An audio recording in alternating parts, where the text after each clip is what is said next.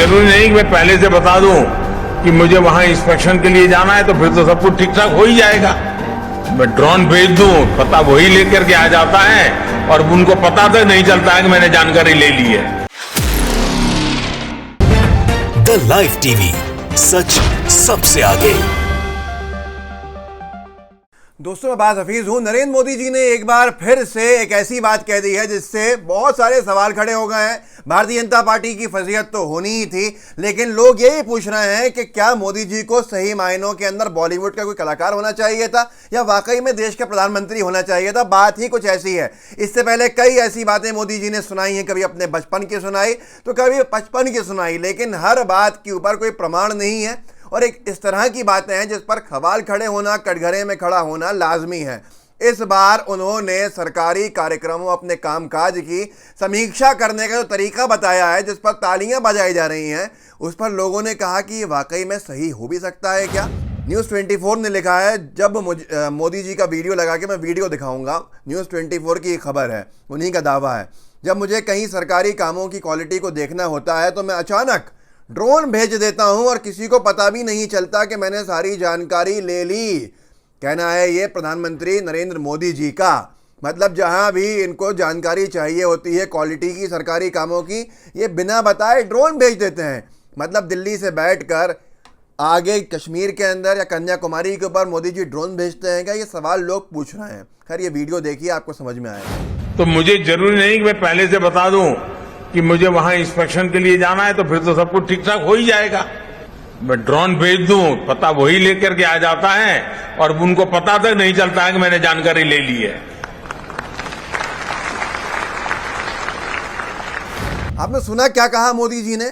आप अगर नहीं सुन पाए सही से और आपको यकीन नहीं आ रहा है तो एक बार रिवाइंड कीजिए और दोबारा सुनिए कि मोदी जी कह रहे हैं कि उनको सरकारी कामकाज की जब क्वालिटी का चेक करना होता है तो वो सीधे सीधे वहाँ ड्रोन भेजते हैं और ड्रोन के माध्यम से वो क्वालिटी देख रहे होते हैं और सरकारी कर्मचारियों को पता भी नहीं चलता है, क्योंकि मोदी जी का कहना है अगर बता देंगे कि हम भेजने वाले हैं या हम ऐसा चेक करने वाले हैं तो फिर सब कुछ ठीक हो जाएगा और मैं किसी चीज़ को सही से देख ही नहीं पाऊंगा।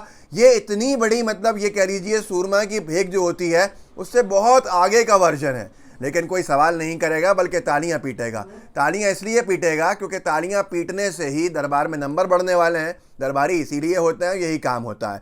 लेकिन इस पूरे मामले के बाद आप सोच सकते हैं कि अंतर्राष्ट्रीय स्तर पर कितने सवाल खड़े होंगे।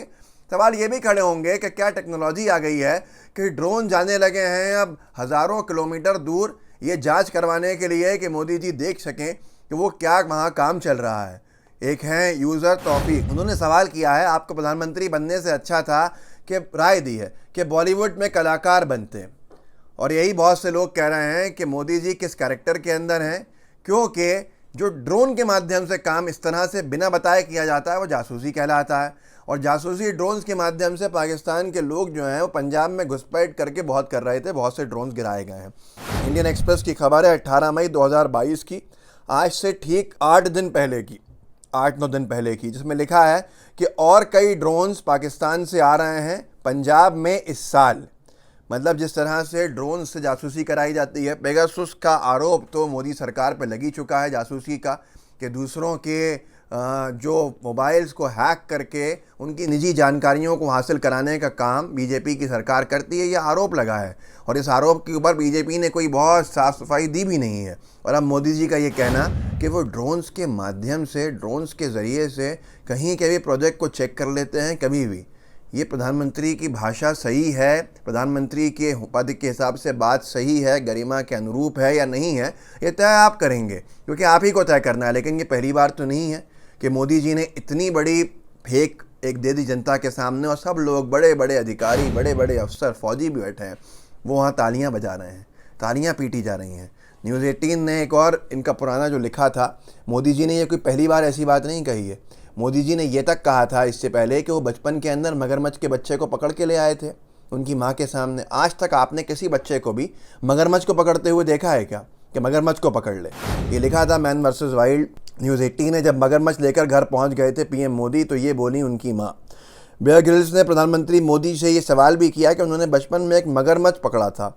इस पर पीएम मोदी ने कहा कि वो बचपन में खेल खेल में एक मगरमच्छ पकड़कर घर ले गए थे।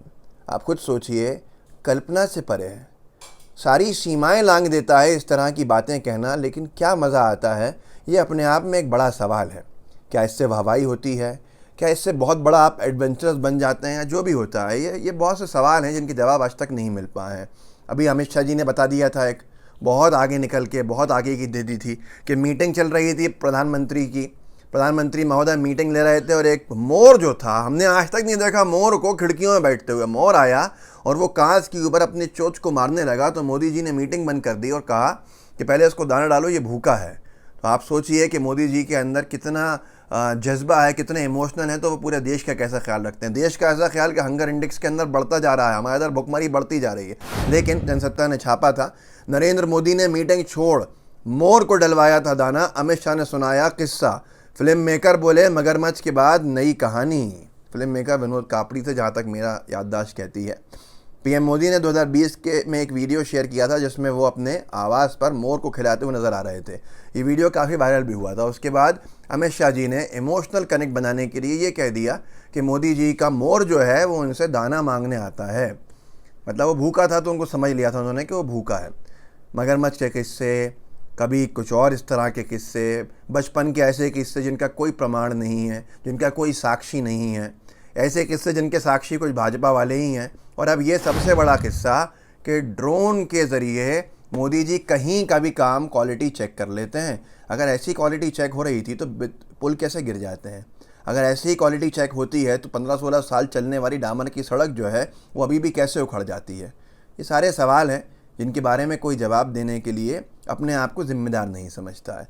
खैर, ये जनता का काम है सवाल पूछना था कि लोकतंत्र जिंदा रहे।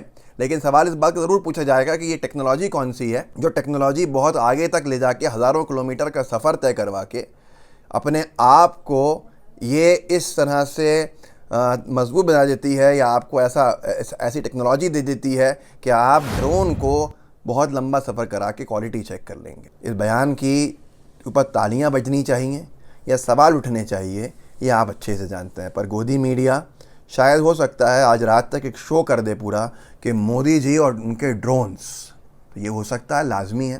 खैर, इस वीडियो को आगे बढ़ाइएगा, लोगों को जागरूक कीजिएगा ताकि लोग इस तरह की बातों पर सवाल करने का जो आदत है वो बरकरार रखें, या जो भूल गए हैं वो शुरू कर दें। लोकतंत्र इसी से मजबूत होता है, इसी से जिंदा रहता है। मोदी जी ने सरकार बनने के बाद ये कहा था कि वो चाहते हैं कि उनकी सरकार की जम के आलोचना हो, क्योंकि उससे सुधार होता है। पर अब जो आलोचक हैं उनको जेलों में डाला जाता है या उनके मुंह को बंद कराया जाता है। इस वीडियो को आगे बढ़ाइएगा, व्हाट्सएप ग्रुप्स में शेयर कीजिएगा, साथ में लाइव टीवी को सब्सक्राइब कीजिएगा, बेल आइकन भी दबाइएगा। जय हिंद, जय भारत। द लाइव टीवी, सच सबसे आगे।